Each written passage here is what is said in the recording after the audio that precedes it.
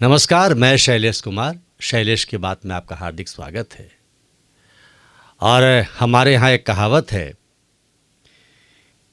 कि बेवकूफ़ दोस्त से समझदार दुश्मन अच्छा है। और यह देखने को भी मिलता है। लेकिन हम सब सोचते हैं कि ये छोटे स्तर की बात है और छोटे लोगों में ऐसी बातें होती है। लेकिन अभी ऑपरेशन सिंदूर के दौरान जिस प्रकार से डोनाल्ड ट्रंप का व्यवहार रहा, यह भारत के लिए अच्छा नहीं रहा। और सच कहें तो भारत से ज़्यादा नरेंद्र मोदी, जो दोस्त कहते हैं और वो कहते हैं माय फ्रेंड मोदी, उनके लिए तो बिल्कुल ही अच्छा नहीं रहा। और नरेंद्र मोदी के इमेज को बहुत ही ज़्यादा डैमेज किया डोनाल्ड ट्रंप ने। हाँ, ये तो अलग बात है कि मोदी की एक अपनी शैली है और नरेंद्र मोदी जब पलटवार करते हैं तो बहुत कारगर रूप से करते हैं और स्पष्ट संदेश दे जाते हैं। जो उनके समर्थक हैं, जो उनकी एक आभा है और जो एक वर्ग है जो उन पर विश्वास करता है, वह विश्वास टूटते टूटते पुनः उस विश्वास को वो प्राप्त कर लेते हैं। आज हम इसी पर बात करेंगे। बात सामान्य सी है, लेकिन अगर सोचा जाए तो बहुत बड़ी बात है। जिस प्रकार का वातावरण नरेंद्र मोदी ने सेना के माध्यम से अपने नीति निर्धारण से पाकिस्तान के विरुद्ध किया और जिसमें वो कारगर रहे, उस छवि को बहुत हद तक डेंट करने का प्रयास डोनाल्ड ट्रंप ने किया। आपको याद होगा जब 6 और 7 मई को ऑपरेशन सिंदूर लॉन्च हुआ और पाकिस्तान के 9 आतंकी ठिकानों को उड़ाया गया। 100 से ज़्यादा आतंकवादी उसमें मारे गए, बहुत नामी आतंकवादी मारे गए और कहा यह जाता है कि 50 से अधिक सेना के अधिकारी भी शामिल थे, वो भी मारे गए। और जिसका प्रमाण पूरे विश्व ने देखा कि उनके जनाजे में किस तरह से पाकिस्तान का जो राष्ट्रीय ध्वज है उसमें लपेटकर उन्हें सुपुर्दे खाक किया गया। और वहां पर सभी सेना के पदाधिकारी भी मौजूद थे। भारत ने एक बहुत बड़ी कामयाबी हासिल की और सारे जो रक्षा विशेषज्ञ हैं और पूरा विश्व यह कह रहा है कि 2 परमाणु से लैस देश जो हैं उनके बीच इस तरह का डायरेक्ट उसके घर में घुसकर मारने वाला पहला देश है जो भारत है।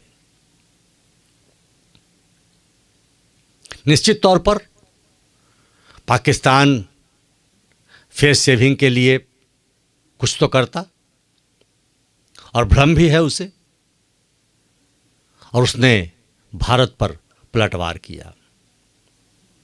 भारत ने बहुत संयमित रूप से पाकिस्तान को जवाब दिया और जवाब क्या दिया, उसके पहले उनके सारे प्रहार को बर्बाद कर दिया, हवा में ही मार गिराया। और वह भी शायद एक अभी तक का इतिहास ही है कि 70 से ज़्यादा ड्रोन और मिसाइलें मारी गई, लेकिन एक भी भारत की धरती पर नहीं फटा। इतनी अभेद रक्षा प्रणाली भारत ने तैयार कर ली। और पाकिस्तान की ओर से पाकिस्तान के सिर्फ सेना नहीं लड़ रही थी, उनके शस्त्र नहीं थे, चाइना के भी शस्त्र थे, टर्की के भी शस्त्र थे। और यहाँ तक कहा जाता है कि उसके ऑपरेटर भी वहाँ मौजूद थे, लेकिन भारत ने सबको नाकाम कर दिया। और फिर भारत ने जवाबी कार्रवाई की, जिसमें कई एयरबेस उड़ा दिए गए। लगातार 2 दिनों तक चला। पाकिस्तान घुटने पर आ गया।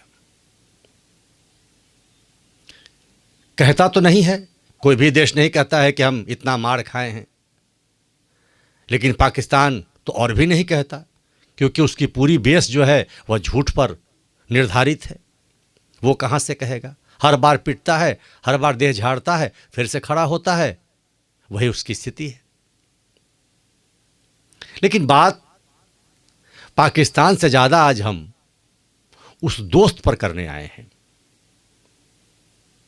10 तारीख को जब पाकिस्तान घुटने पर टेक चुका था, भारत हमला किए जा रहा था, और तब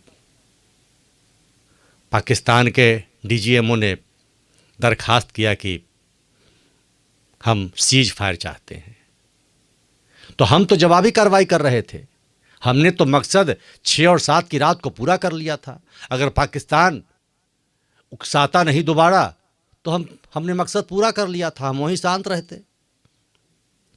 लेकिन पाकिस्तान करता गया, हम उसके जवाब में उसे जवाबी कार्रवाई में नेस्तनाबूद करते गए। उसने कहा अब हम नहीं करेंगे। हमने कहा ठीक है, देख लेते हैं। भारत के डीजीएमओ से बात हुई, रक्षा मंत्रालय से बात हुई, और इस बीच में जरूर निश्चित तौर पर जानकारी रही होगी डोनाल्ड ट्रंप को, सलाह उनका भी रहा होगा। पूरा विश्व लगा हुआ था। और जैसे ही तय हुआ, भारत के रक्षा मंत्रालय से पहले, भारत के प्रधानमंत्री ये कहने से पहले, उस दोस्त ने लिख दिया कि मैंने दोनों देशों को समझाया और रात भर समझाया, और अब दोनों का मैंने युद्ध विराम करवा दिया, सीज फायर कर दिया। अब इतने बड़े शख्सियत, विश्व की सबसे बड़ी शक्ति का राष्ट्रपति, इस तरह का बरबोलापन, इस तरह की आतुरता अगर दिखाए, तो ऐसा दोस्त हमेशा आपके लिए बुरा ही कर जाता है। और नरेंद्र मोदी को एक तरह से झटका लगा। भारत के देशवासी अगर वही बात नरेंद्र मोदी कहते कि पाकिस्तान ने ऐसा कहा है और थोड़ा हम ठहर रहे हैं, तो बात कुछ और होती।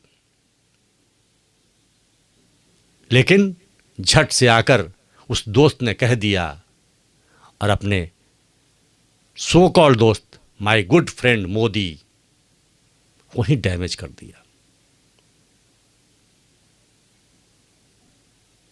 तो फिर मैं कहूं, इसीलिए कहा जाता है, हमारे यहां कहावत है कि बेवकूफ दोस्त से समझदार दुश्मन ज़्यादा अच्छा होता है।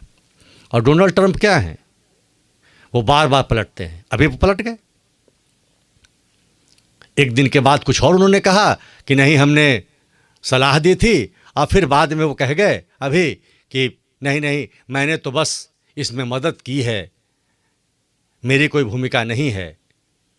ये दोनों देशों का मामला है।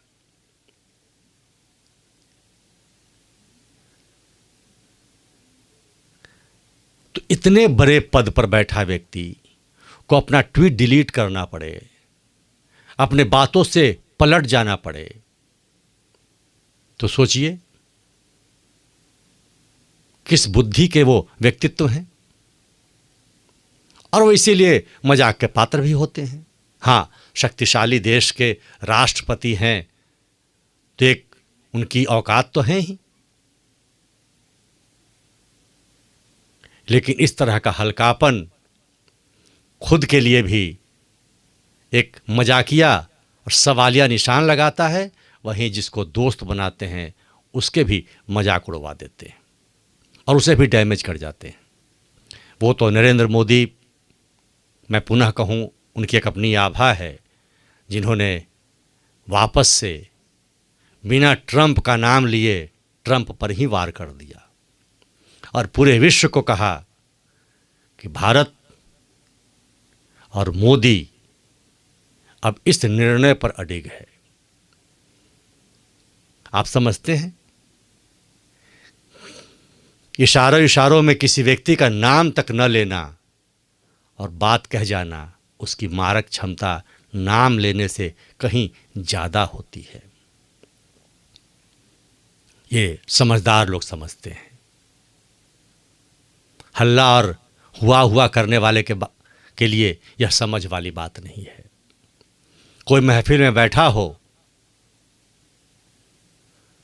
और हम उसका जानबूझकर नाम न लें तो एक तरह से हमने उसे अपमानित ही किया है, उसकी औकात दिखाई है, यही माना जाता है। और समझदार लोग समझ जाते हैं। वैश्विक स्तर पर इसी स्तर की बात होती है, न कि ट्रंप के स्तर की बात होती है। लेकिन बेवकूफ दोस्त अपने दोस्त को डैमेज करता ही है। यह प्रमाण अभी ट्रंप ने दिया है ऑपरेशन सिंदूर के समय। तो हम सब सबक ले सकते हैं कि इतने बड़े स्तर पर जब कोई व्यक्ति ऐसा कर सकता है तो सामान्य स्तर पर कौन सी बड़ी बात है। अब उस छवि को ठीक करने के लिए जो डोनाल्ड ट्रंप ने किया, उसके लिए नरेंद्र मोदी जी को एक्स्ट्रा एफर्ट लगानी पड़ रही है। हाँ ठीक है, वो लोग समझ रहे हैं बातों को, लेकिन एक मौका तो दिया उन्होंने। तो बस इससे सबक लेते हुए हम भी अपने आसपास वैसे लोगों को रखें जो हमारी सहायता कर सके, सिर्फ उन्हें दोस्त बनाएं। हम सनातन के देश के वासी हैं। हमारे यहाँ राम हैं जिन्होंने बाली का वध किया अपने मित्र सुग्रीव के लिए। हमारे यहाँ कृष्ण हैं जिन्होंने सारथी बनकर अर्जुन को अर्जुन बना दिया। श्रेय सारा अर्जुन को दे दिया, जबकि सारा कार्य तो कृष्ण ने ही किया था। हम तो उस देश के वासी हैं जिसके साथ खड़े रहे उसी के साथ खड़े रहे, और जिस बात पर अड़े रहे उसी बात पर अड़े रहे। अभी तक शैलेश की बात को सब्सक्राइब नहीं किया है तो सब्सक्राइब करें, लाइक करें, और राष्ट्रभक्तों के बीच इन बातों को पहुंचाना, सनातनियों के बीच पहुंचाना अति आवश्यक है, इसलिए शेयर भी करें। खड़े रहें, अड़े रहें, डटे रहें। भारत की सेना और हमारा इस वक्त देश का नेतृत्व बहुत ही शानदार है। बस भरोसा रखें। भारत माता की जय। जय हिंद, जय श्री राम।